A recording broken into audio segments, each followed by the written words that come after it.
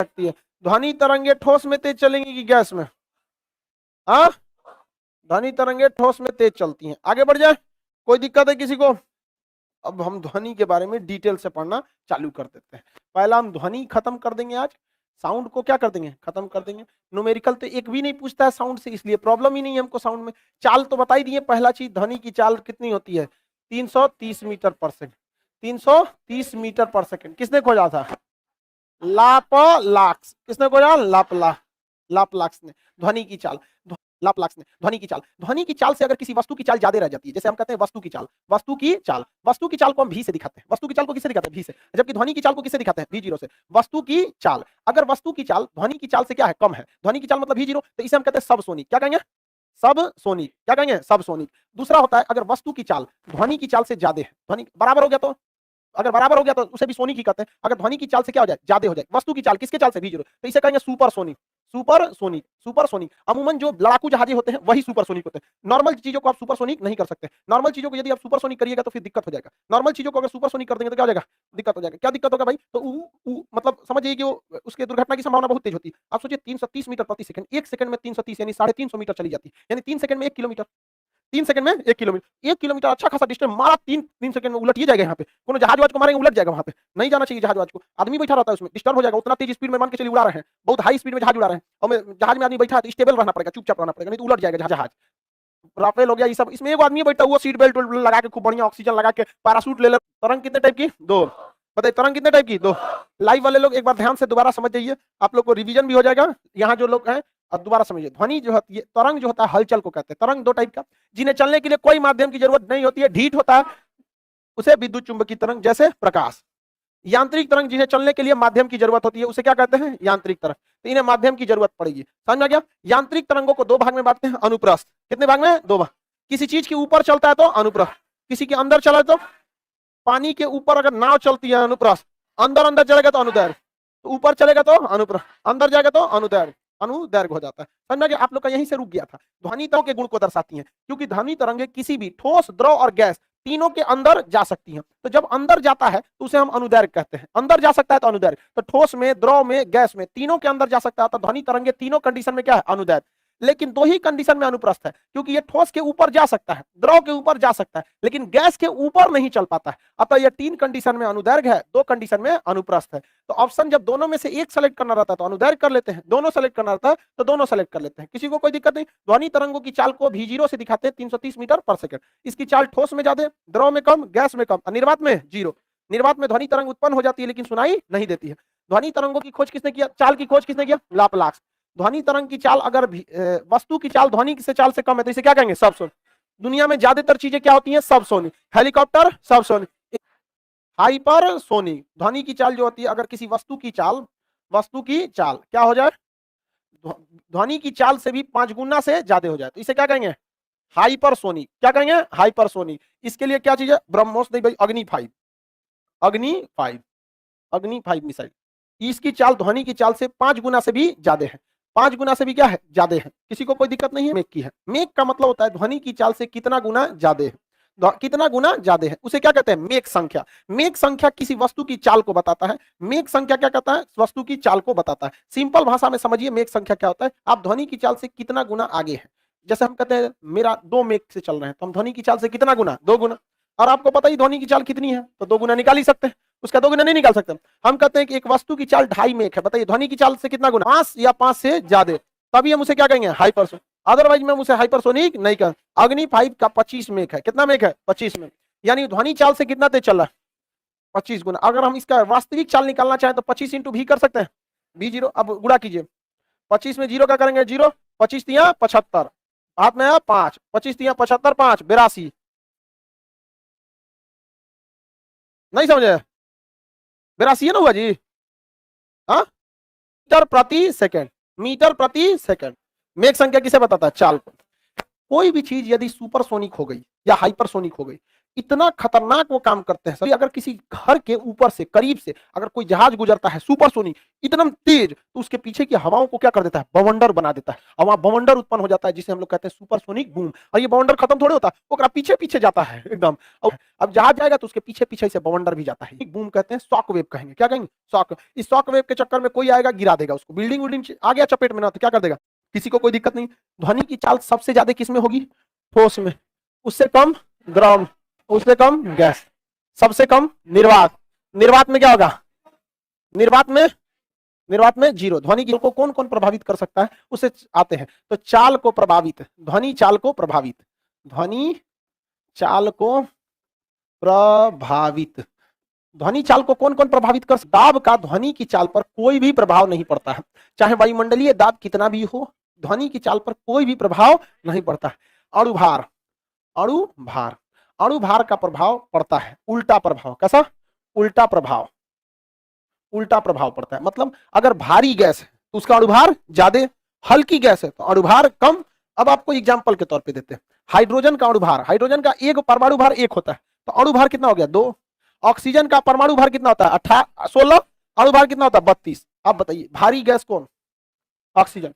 भारी गैस कौन कौन है, ऑक्सीजन। तो आप बताइए भारी गैस, ऑक्सीजन क्या है, भारी गैस, ऑक्सीजन क्या है, भारी गैस है। तो जब ऑक्सीजन एक भारी गैस है तो बताइए ध्वनि की चाल ऑक्सीजन में ज्यादा कि हाइड्रोजन में, हाँ हाइड्रोजन में, किसमें, हाइड्रोजन में। तो अणुभार का संबंध कैसा चलता है, उल्टा, अणुभार ज्यादा तो ध्वनि की चाल कम। आपसे सवाल पूछते हैं, सीधा प्रभाव पड़ता है, उसको बढ़ाइएगा तो दूसरा को पड़ जाएगा। जैसे तापमान, किसका, तापमान, तापमान, इसका सीधा प्रभाव ध्वनि पे पड़ता है। अगर गर्मी बढ़ाइएगा तापमान तो ये भी बढ़ जाएगा।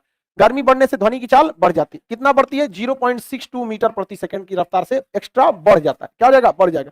आप बताइए 20 डिग्री सेल्सियस किसी कमरे का तापमान है, आर्द्रता, आर्द्रता का कैसा संबंध, सीधा संबंध।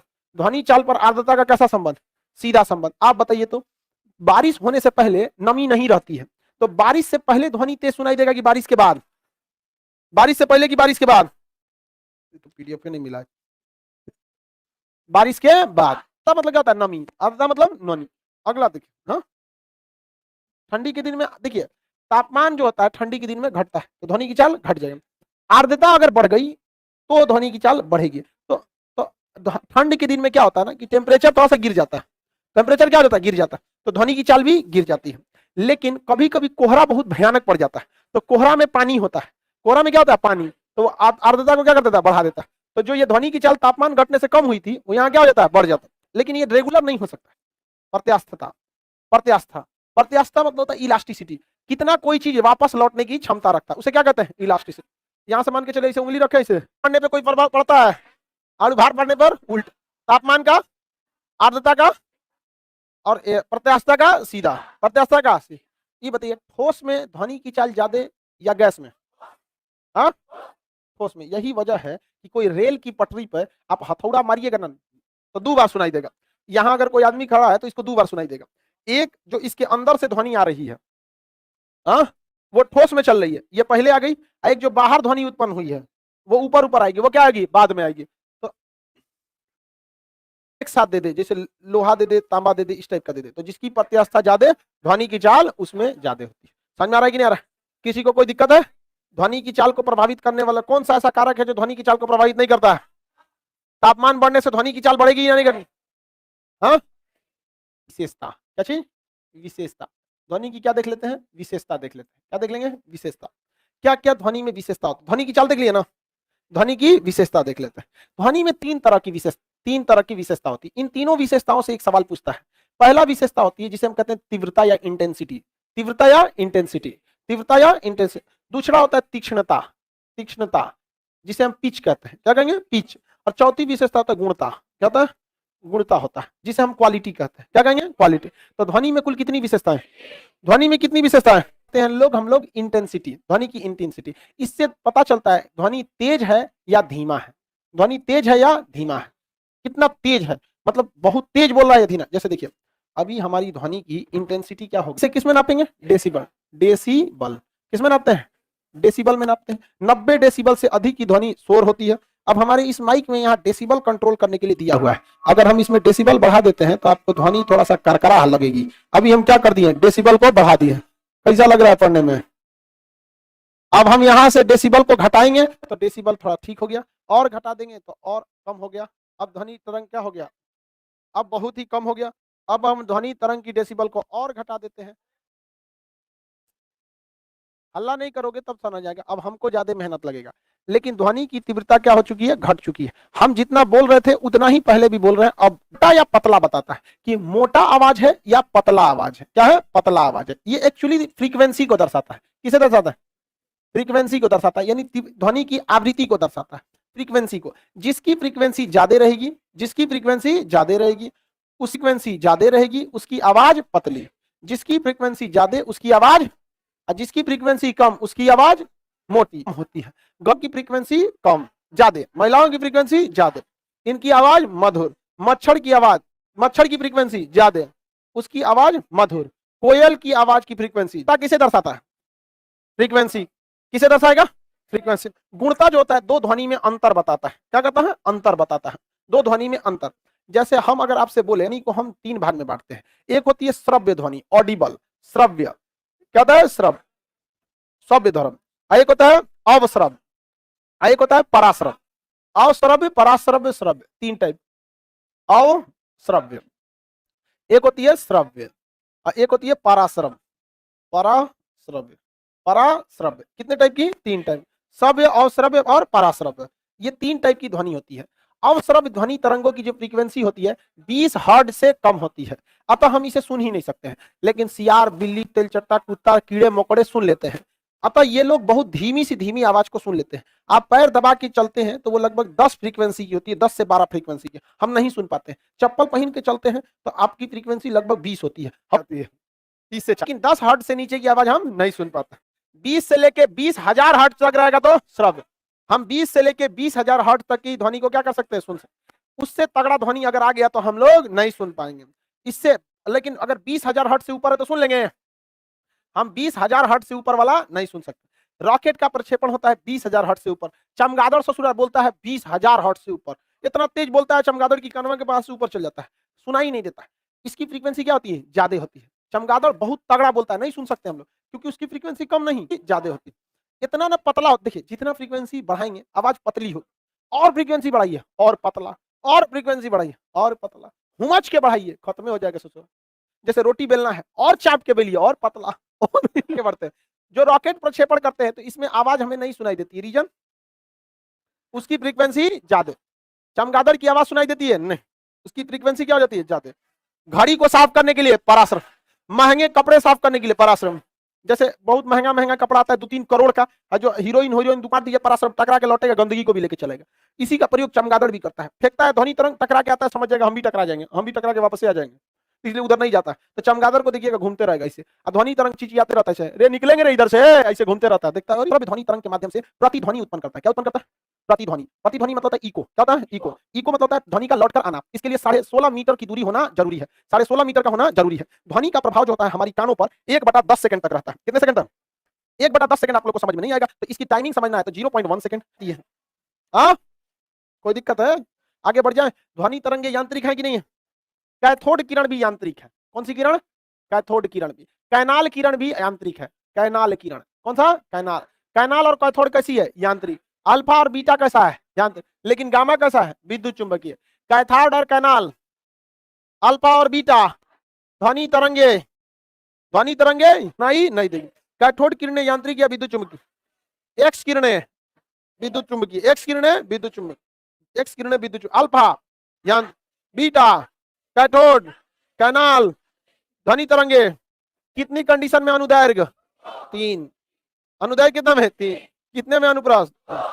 एक सेलेक्ट करना होगा तो अनुदैर्घ्य को विद्युत चुंबकीय तरंग पढ़ाने वाले हैं, इलेक्ट्रोमैग्नेटिक वेव पढ़ाने वाले हैं। क्या पढ़ा दिए हैं? यांत्रिक तरंग। यांत्रिक तरंग, इन्हें माध्यम की जरूरत थी, इन्हें माध्यम की जरूरत नहीं है, तो उसके बारे में अब हम कोई चर्चा करने वाले नहीं है, उसको हम पढ़ा चुके हैं। इससे चर्चा करते हैं। हल्ला नहीं कर बाबू, माध्यम की इसे कोई भी आवश्यकता नहीं होती है। इसके यह विद्युतीय रूप से उदासीन होती है। क्या होती है? उदासीन। यदि उदासीन है तो इस पर विद्युत का कोई प्रभाव पड़ेगा नहीं, चुंबक का कोई प्रभाव पड़ेगा नहीं, इसका कोई प्रभाव नहीं पड़ता है। इसकी चाल ससुरा 3 कितनी होती है? प्रकाश के चाल के बराबर, 3 × 10⁸ ये 3 × 10⁸ मीटर पर सेकेंड इसकी चाल होती है। इसकी चाल जो होती है सबसे ज्यादा जो होती है निर्वात में होती है, क्योंकि इसे पकड़ के चलना नहीं है। जब पकड़ के नहीं चलना है तो न हवा रहे, न पानी रहे, न ठोस रहे, कुछ भी न रहे, तो इनकी चाल सबसे ज्यादा कहां होती है? निर्वात में। ये ठीक ध्वनि तरंग की तरह उल्टा। उसके बाद कहां चलती है? वायु में, उसके बाद द्रव में, और उसके बाद ठोस में। ठोस में तो ये जा ही नहीं पाती है, ठोस में नहीं जा पाती। ये दीवार के उधर टॉर्च जलाएंगे चला जाएगा? नहीं जा सकता है। विद्युत चुंबकीय तरंगे जो होती हैं इनकी यदि फ्रीक्वेंसी को हम लोग क्या कहते हैं हिंदी में? फ्रीक्वेंसी को आवृत्ति। यदि आप इनकी आवृत्ति को क्या करेंगे? बढ़ाएंगे। इनकी आवृत्ति को बढ़ाएंगे तो इनकी क्षमता क्या हो जाती है? बढ़ जाती है। क्षमता बढ़ जाती है। जितनी ज्यादा फ्रीक्वेंसी उतने ज्यादा इनकी क्षमता होगी। किसी को कोई दिक्कत है? किसी को कोई दिक्कत नहीं? आगे बढ़ जाते हैं।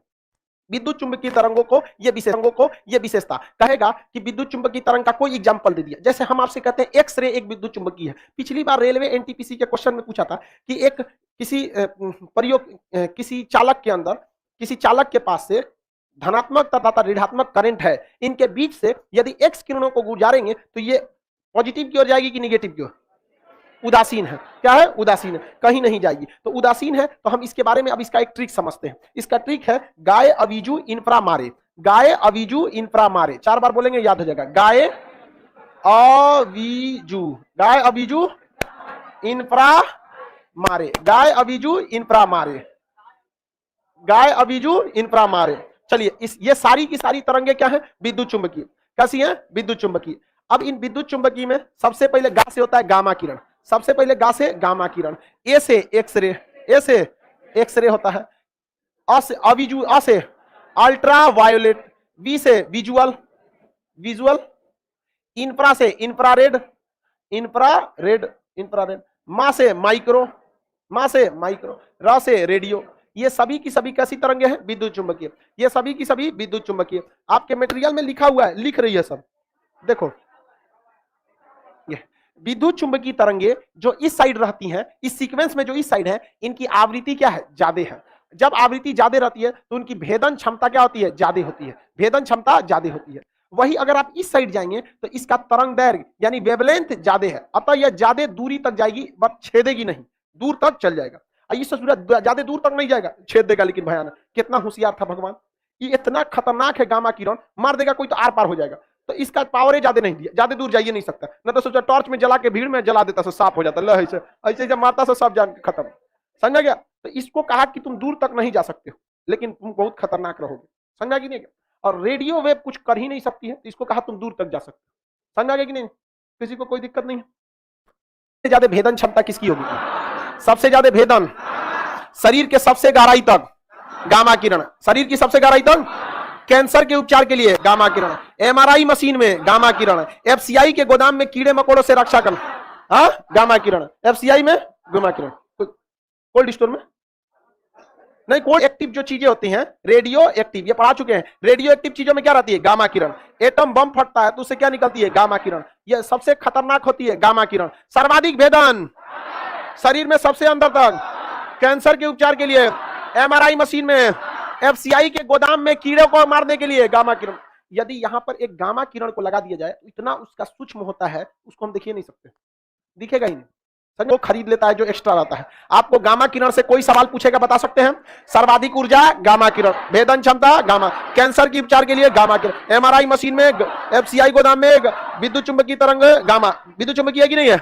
ये प्लस माइनस जाएगी नहीं। ये सब के सब क्या है? सब विद्युत चुंबकीय। सब के सब क्या है? विद्युत चुंबकीय। एटम बम से क्या निकलता है? गामा की। अब देखते हैं किसके बारे में? एक्सरे। किसके बारे में? एक्सरे के बारे में। इसकी खोज रोंटजन ने किया। किसने किया? रोंटजन ने। किसने किया? रोंटजन ने। एक्सरे की खोज रोंटजन ने। देखिए इसका भी प्रयोग बहुत ज्यादा होता है। हड्डी, बोन लिख दे चलेगा?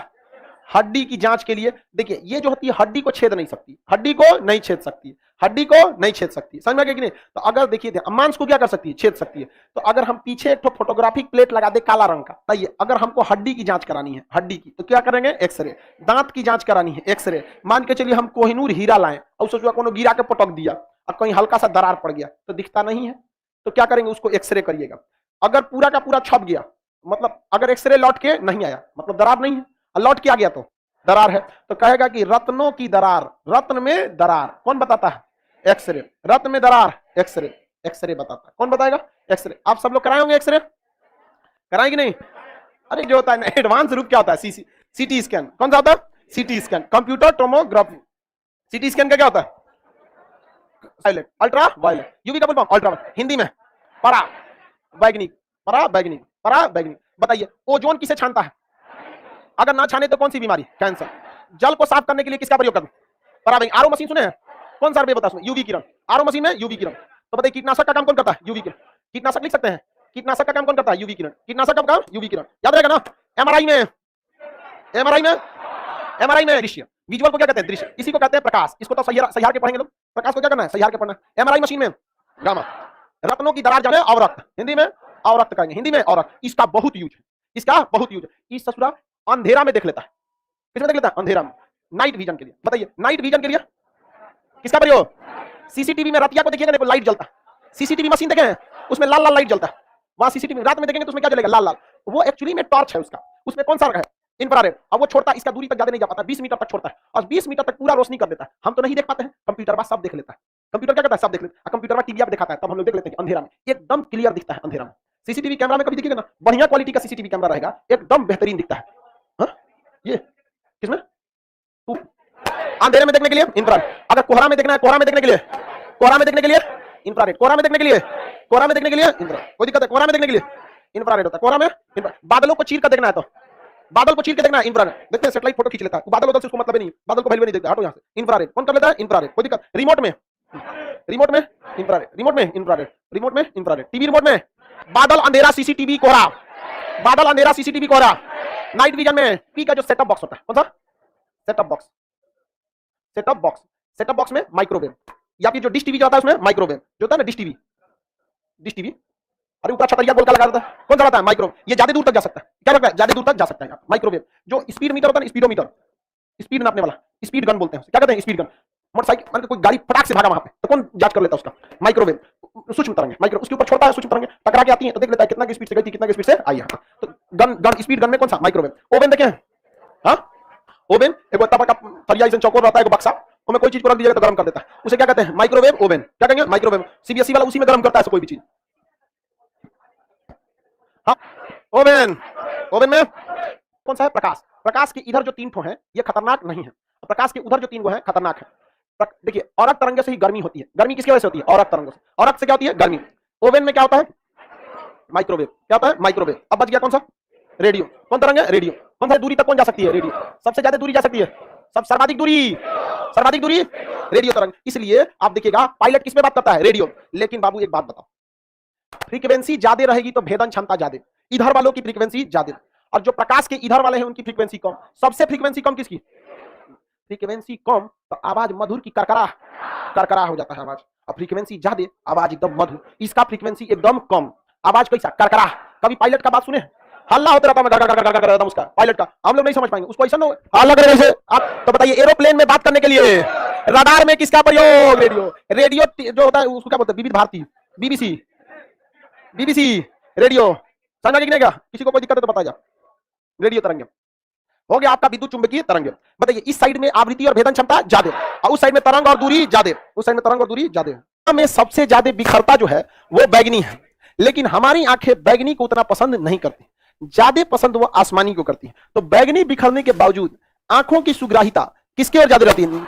आसमानी और नीला की ओर ज्यादा रहती है। इसलिए हमें आकाश कैसा दिखता है? नीला। कैसा दिखता है? नीला आसमान। यही कंडीशन गहरे समुद्र में भी होता है, वहां भी प्रकाश रंगों में क्या होगी? बिखरे। लेकिन हमारी आंखों की सुग्राहिता बैगनी के लिए है नहीं, किसके लिए है? आसमानी के। समझा कि नहीं? पसंद भी खलिया आदमी का काम है, हमारा फेवरेट है यहाँ पे। ये हो गया स्कैटरिंग। और क्या चीज? वर्ण विक्षेपण। प्रकाश का अपने रंगों में बट जाना क्या कहलाता है? वर्ण विक्षेपण। धूल कण या जल की बूंदों से टकराकर फैलना, प्रकीर्णन। क्या चीज? प्रकीर्णन। प्रकीर्णन और वर्ण विक्षेपण दोनों घटना है जब हवा में जल की बूंदें रहती हैं तो प्रकाश कई रंगों में विभक्त हो जाता है, जिसे हम क्या कहते हैं? इंद्रधनुष। क्या कहेंगे? इंद्रधनुष। कौन धनुष? इंद्रधनुष। रैम्बो कहते हैं। क्या कहते हैं? रैम्बो कहते हैं। इंद्रधनुष जो होता है ये हमेशा जो होता है या तो पूरब की ओर बनेगा या तो पश्चिम की ओर बनेगा, यानी सूर्य के विपरीत दिशा में बनेगा। सूर्य पूरब से निकलता है सुबह में तो पश्चिम में बनेगा, और शाम के समय में सूर्य पश्चिम में डूबता है तो ये पूरब में दिखेगा। दोपहर के समय कभी भी इंद्रधनुष नहीं बनता। प्रकाश ऊपर से आती है या नीचे से? ऊपर से। तो बताइए सबसे कम कौन बिखरता है? लाल। तो लाल बिखरबे नहीं करता है, ऊपर रह जाता है। सबसे ज्यादा कौन बिखरता है? बैगनी। तो नीचे कौन आ जाता है? बैगनी। तो बताइए इंद्रधनुष में सबसे ऊपर लाल, सबसे नीचे, सबसे ऊपर, सबसे नीचे, सबसे ऊपर, सबसे नीचे 42 डिग्री का क्या बनता है? एंगल बनता है। आंखों पे कितने डिग्री का एंगल? 42 डिग्री का एंगल बनता है। किसके? इंद्रधनुष से। दोपहर में इंद्रधनुष बन सकते हैं। कितने डिग्री का एंगल? 42 डिग्री। सुबह के ओर इंद्रधनुष पश्चिम, असम में पूरब, दोपहर में नहीं बनेगा। इंद्रधनुष बनने के लिए प्रकाश में 4 घटनाएं, परावर्तन, अपवर्तन, वर्ण विक्षेपण, पूर्ण आंतरिक परावर्तन, चारों होता है। समझ में? इसके लिए सिंपल सा तरीका आप देखिएगा, इंद्रधनुष बनते हैं ऑप्शन सी पर सबसे बड़ा का ऑप्शन रहता है। इतना बड़ा ऑप्शन रहेगा, सबसे बड़ा का ऑप्शन सी पर रहेगा। ठीक है, कितने डिग्री एंगल? अंग्रेजी में इसे क्या कहते हैं? रैम्बो। अंग्रेजी में क्या कहते हैं? रैम्बो। अंग्रेजी में रैम्बो। आगे बढ़ जाए। सरकार ने 7 तरह के टीके को लगाने के लिए इंद्रधनुष, क्या दर्पण से क्या होता है? परावर्तन। दर्पण से, लेंस से, लेंस से, लेंस से रंगों में बटना, वर्ण विक्षेप, रंगों में बटना, धूलकण से टकराना, धूलकण से प्रकीर्णन, धूलकण से बटना, प्रकीर्णन। अब आता है व्यतिकरण। क्या चीज? व्यतिकरण, व्यतिकरण। और एक होता है आपका विवर्तन, विवर्तन, पोलराइजेशन। बीमारी तो पढ़ा दिए ना आंखों का, दूरदृष्टि के लिए दूर, उत्तल, निकट, अवतल। समझा गया? ट्रिक बता दिए थे। अबिंदुकता में सिलिंड्रिकल लेंथ, अबिंदुकता में। सेकेंडरी इंद्रधनुष क्या होता है? वो इसका उल्टा बन जाता है। वो रेलवे के एग्जाम जब होगा ना, तो वो ग्रुप रेलवे ग्रुप डी और एनटीपीसी में पूछेगा, उस पर समझिए ध्यान से, हल्ला नहीं करो। 10 कुत्तों के बीच में एक तो हड्डी फेंकिए, व्यतिकरण चालू। समझ में आ गया? जब एक ही बिंदु पर प्रकाश आके टकराती है तो सोचो बिखर जाती है, लड़ जाएंगे सब कहीं कहीं। तो अक्सर कभी कभी होता है हड्डियां नीचे में रह जाता है, काव काव काव करने लगता है सब। वो में कोनो दबा जाता है तो कोनो हैवी हो जाता है। दिमाग में यही होता है। कोनो बेचारा लेट के ऐसे चुपचाप रहेगा, बस सरेंडर, आज जो भैया सरेंडर हो गया। कोनो एकदम कहता है मेरे एरिया में नहीं। समझ में आ गया कि नहीं आ गया? बस यही क्या होता है? व्यतिकरण होता है। जब किसी एक चमकीले बिंदु पे चारों ओर से रोशनी आती है तो आपस में टकरा के कहीं इनकी तीव्रता ज्यादा हो जाती है और कहीं 0 हो जाती है। जैसे कुत्तों की लड़ाई में कोई एक जीतेगा, कोई हारेगा। इंटरफियरेंस, इसे क्या कहते हैं? इंटरफेयर कर जाना, इंटरफेरेंस होता है। क्या होता है? इंटरफेरेंस। तो इंटरफेरेंस में 2 ही चीज होगा, एक जगह बढ़ जाएगा, एक जगह घट जाएगा। तो जहां लाइट बढ़ जाएगा वहां चमकीला, और जहां लाइट घट जाएगा वहां क्या हो जाएगा? अंधेरा। साबुन का बुलबुला देखें, सोचो एक और कोना चमकीला, एक और दिखबे नहीं करता, कंफर्म होने के लिए कोचता है, फूट जाता है। ये कोचा है। व्यतिकरण समझ में आ गया? प्रकाश का एक जगह आके टकरा जाना क्या कहलाता है? साबुन का बुलबुला चमकता है, सड़क पर गिरा पेट्रोल रंगीन दिखता है, व्यतिकरण। रंगीन नहीं दिखता, अजमे दिखता है, कहीं ज्यादा कहीं कम, कहीं ज्यादा कहीं कम, अजीब टाइप का दिखता है। किस कारण? व्यतिकरण। किस कारण? अब बात करते हैं विवर्तन। क्या बात करते हैं? विवर्तन। प्रकाश का हल्का मुड़ जाना क्या कहलाता है? विवर्तन। प्रकाश का हल्का सा घूम जाना, विवर्तन। विवर्तन, विवर्तन बहुत कम होता है प्रकाश में, विवर्तन बहुत ही कम होता है। ध्वनि में विवर्तन बहुत तेज होता है, ध्वनि घूम जाती है टकरा के। जैसे अभी बोलेंगे किधर हो, तो ध्वनि इधर जाएगी, इस कमरे में इधर घूम जाएगी, इधर घूम जाएगी। लेकिन प्रकाश घूमेगा? प्रकाश नहीं घूम सकता है, उसमें बहुत ही कम घूमता है, बहुत ही कम घूमता है। समझा? सर बीपीएससी में भी नहीं खखोरेगा, साइंस वाला वो भी ज्यादा नहीं खखोरेगा। प्रकाश का विवर्तन का मतलब प्रकाश का टकरा के वापस आना क्या कहलाता है? हेल के चला जाना, रंगों में बढ़ जाना, धूल से बिखरना, लड़ जाना आपस में। हाँ, व्यतिकरण यानी इंटरफेरेंस। जब सेम फ्रीक्वेंसी की 2 किरणें आके आपस में टकराती हैं तो क्या हो जाती हैं? व्यतिकरण हो जाता है। इससे रंगीन रोशनी बन जाती है, साबुन का बुलबुला, पेट्रोल का चमकना। विवर्तन में प्रकाश हल्का सा मुड़ता है, हल्का सा मुड़ता है। प्रकाश बहुत ही कम मुड़ता है, ज्यादा नहीं मुड़ता, हल्का सा मुड़ता है। देखिए, आप कभी जहाज का परछाई नहीं देखे होंगे, बस नीचे आता है तभी देखे होंगे।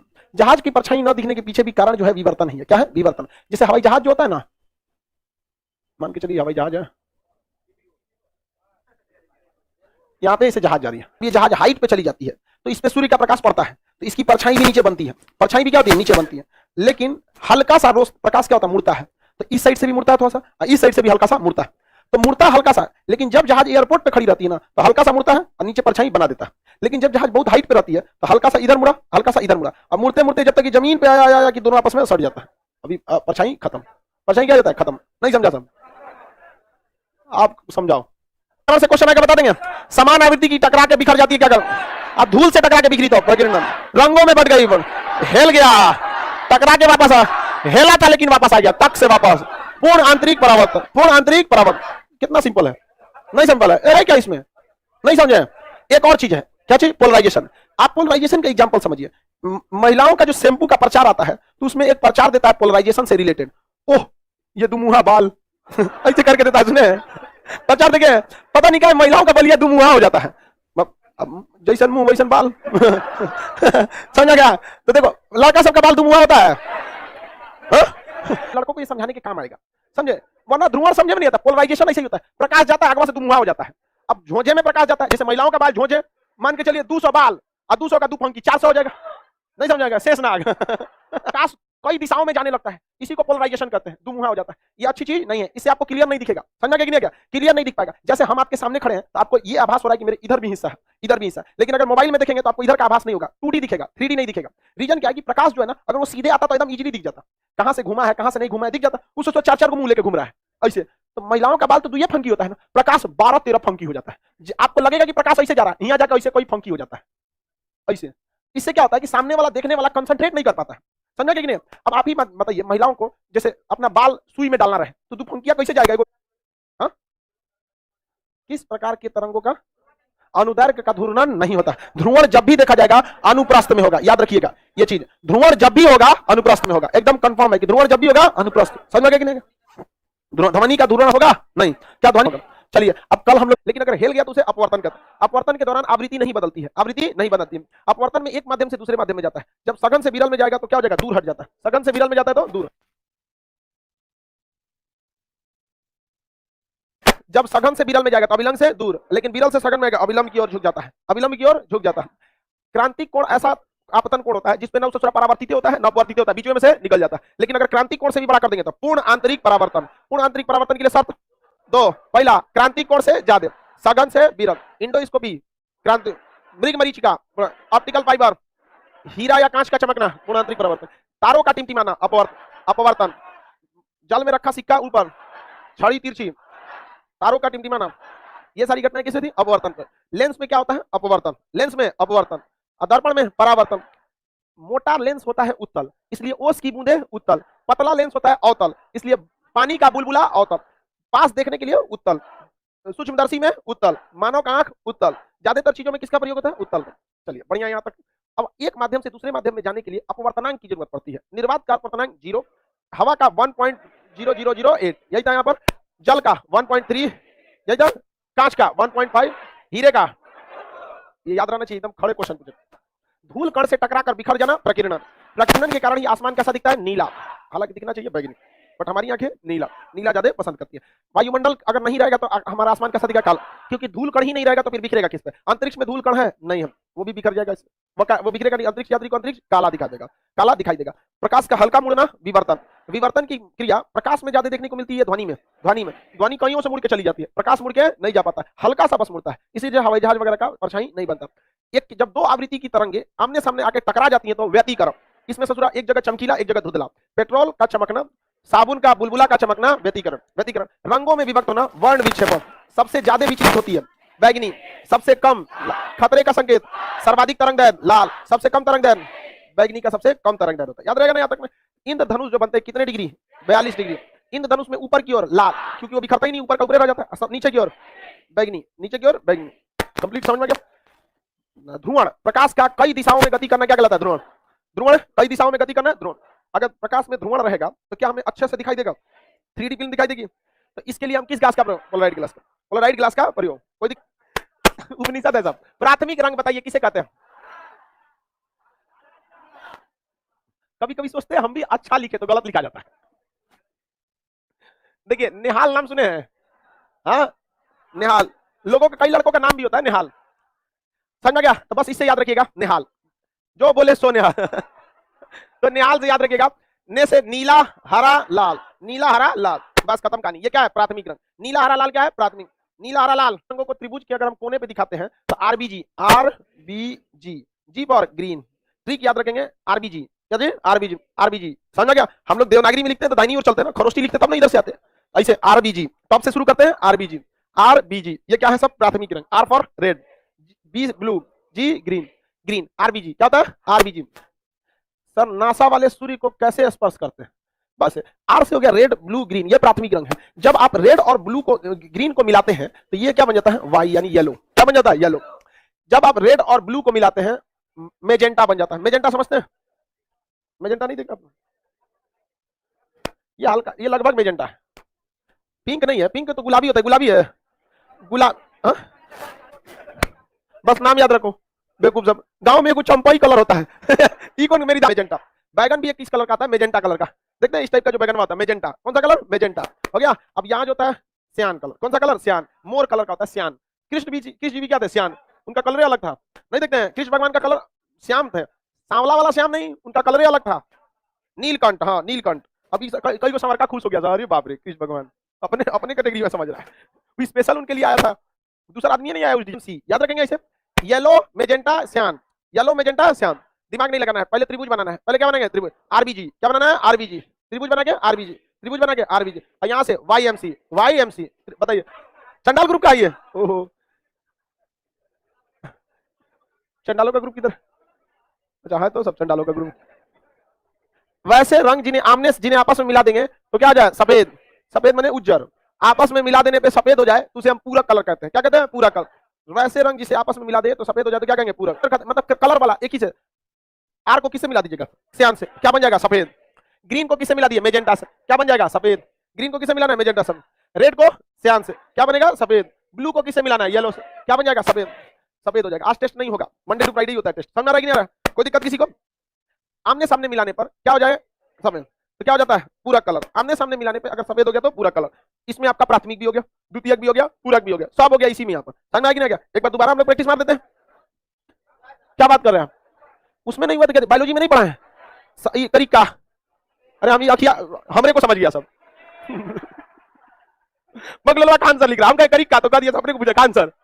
हम आंख में काला वाला पूछे, हमने समझ गया सब कचरा सब। ये आंख में काला वाला, हाँ हमरा मत बोला लोग।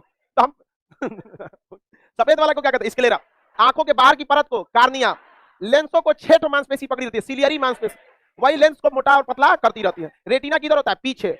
आंख में भरा हुआ लिक्विड विट्रस ह्यूमरस, पीछे से ऑप्टिकल नर्व्स, रंग बताती है शंकुआर, बताई भी थे होली का शंकु रंग बिरंगा। अब प्रकाश तेज है या धीमा? बेलना का। कौन करता है? बेलना का। अब कैसो बती तो प्रतिबिंब कहां बनता है? रेटिना। सीधा की उल्टा? उल्टा। बड़ा की छोटा? छोटा। हाथी के हाथी बराबर बन जाएगा तो फिर हटेगा कहां पे? वहां पे छोटा करके क्या होता है? बनता है। आगे बढ़े, हथिया पे उल्टा बनता है, हाथी पे ना बड़ा बन जाता है। हाथी में आंख में प्रतिबिंब जो बनता है ना, वो वस्तु के आकार से कैसा हो जाता है? बड़ा दिख जाता है, बड़ा दिख जाता है। कभी कभी पगलाती है तो उसको ओरिजिनल दिख जाता है, कहता है यही है हमारा महावत, यही है। तो चतुरे तो हमको इतना बड़ा दिख रहा था, तब छोड़े थे तुमको, इधर आओ, चलो तुमको कभी हवेली पे ले चलते हैं। फेंक देता है किसी को। बाबू अब हम इलेक्ट्रिसिटी चालू कर रहे हैं, आइज में किसी को प्रॉब्लम है तो बोल दो भाई।